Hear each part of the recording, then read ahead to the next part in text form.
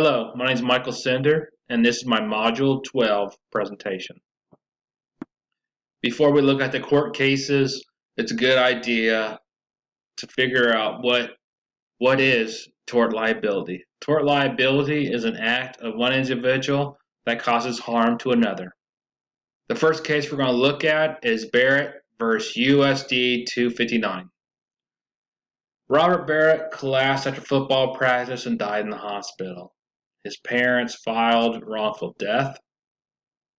The head coach was accused of negligence and gross negligence.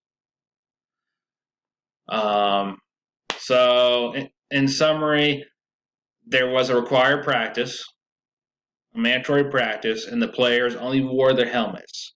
There was scheduled water breaks, but still a young man ended up dying after that practice. The court found that the school district and the coach not liable.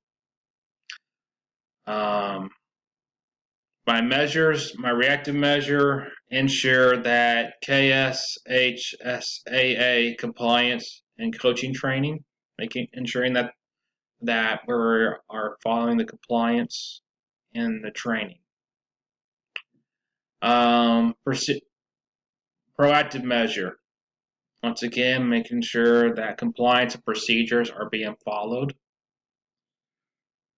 Professional ethics, ensuring that all coaching staff is following procedures, have an on-site athletic trainer to evaluate athletes. I played sports while I was in school, and we only had an on-site athletic trainer during games. And I feel that there should always be one at the practices as well, evaluating the athletes, making sure that there's no preconditions, and making sure that students are okay during practice. Okay, so the next case, Ballo and Dunn versus USD 367. So in this case, two students just got done eating lunch, and they proceed to go at a fast pace towards some double glass doors. Both race for the crossbar to open the door at the same time, but one of the students' hands slipped, struck the glass, breaking it. The glass on the door was plate glass, not safety glass, and as a result, broke into large, sharp pieces of glass that severely injured both students. The district was brought to court for negligence, and the court found no environmental negligence. I have to agree with the court finding because the students were playing around in the hallway. They broke the door. However, I would have to argue that as an administrator, you need to ensure that there's hallway monitoring, and you needed to look at your building and see any possible dangers. Making sure that the right glass is put on those doors. For instance, making sure that the hallway monitoring is being done and that the school is following environmental codes. Okay, so that's that case. In the next case, Rothnow versus Knox County. Rothnow was watching a stimulated first aid video in class and became nauseous. Teacher allowed the student to leave the room, get some air. She fainted and chipped her tooth. In this case, the teacher did warn the students before playing the video that they might feel nauseous during certain scenes, and if that's the case, put their heads down on their desk.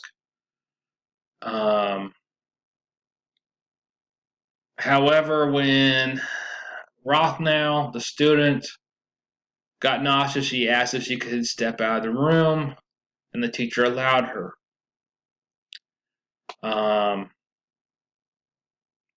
So, anyways, the parents sued the district for negligence, who initially won, but was later appealed, and reversed. The case was appealed and reversed. Um, Measures.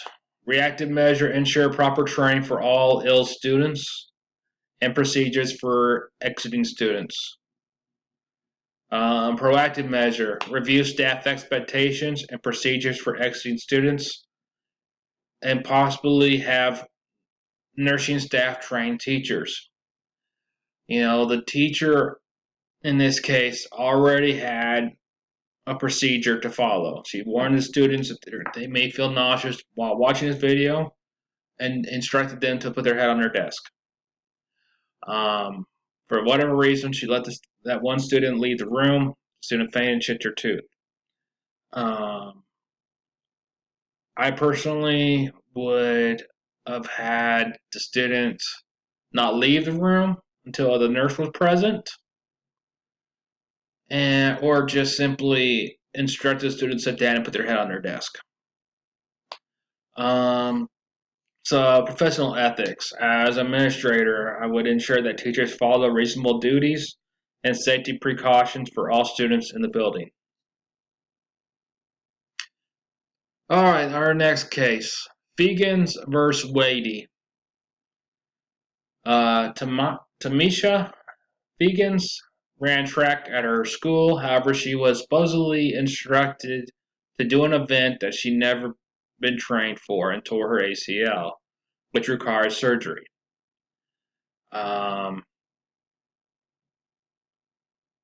As a result, the coach and athletic director were sued for negligence.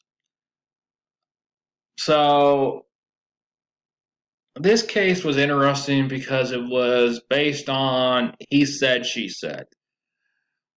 According to the student, she was instructed by the coach to do the high jump, even though that she never trained for it. The coach, on the other hand, claims that the student has done it before, has been trained on it, and that's why he asked her to do it. The only thing that we know for certain is that the student did the event because they were short-staffed on athletes. The court found that the coach was entitled to state agent immunity related to the decisions he made as a track and field coach at the public school. And so the coach and the athletic director did not get sued. The reactive measures ensure proper training for all athletes. As a coach, you need to make sure that all your athletes are trained on the events they're going to participate in and don't have them doing events they're not trained for. Proactive measure, proper training for everyone involved. Make sure the proper training is done for the students, student athletes, and for the coaches. Make sure that everyone is trained so everyone can go home safely. Professional ethics. Coaches need to make sure they use professional judgment when including students, athletes in competitions. I understand the need to win, but it shouldn't be at the cost of athletes. In this case, it's hard to really know what really happened because it's based on what the student says and what the coach says. We really don't know which side of the story is true. But still, a coach needs to make sure that he used professional judgment. All right, the last case. Mun III versus Hotchkiss School. Kura Mun decided to participate in a summer program in China that was organized by the school. In preparation for the trip, staff sent parents a packet which included medical advice for the trip, but failed to mention bringing bug spray and for the students to wear bug spray at all times. While at the trip, Mun is bit and tracts, TBE, which caused her to lose ability to speak. Parents sued for negligence and was awarded $41.5 million.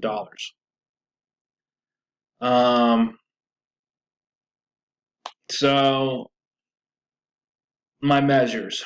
Reactive measure, review field trip policy and possible removal of school-sponsored abroad trips. I would probably do that because, you're taking a big gamble when you're taking students abroad.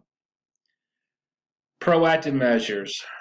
Explain expectations for health concerns for all students going on trips and make explicitly clear of all possible dangers. So, even mention we're going to China. There may be different bugs over there, so students should always wear bug spray.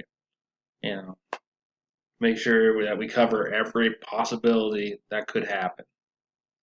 Because, once again, we want our students to be safe. Have fun, but still be safe.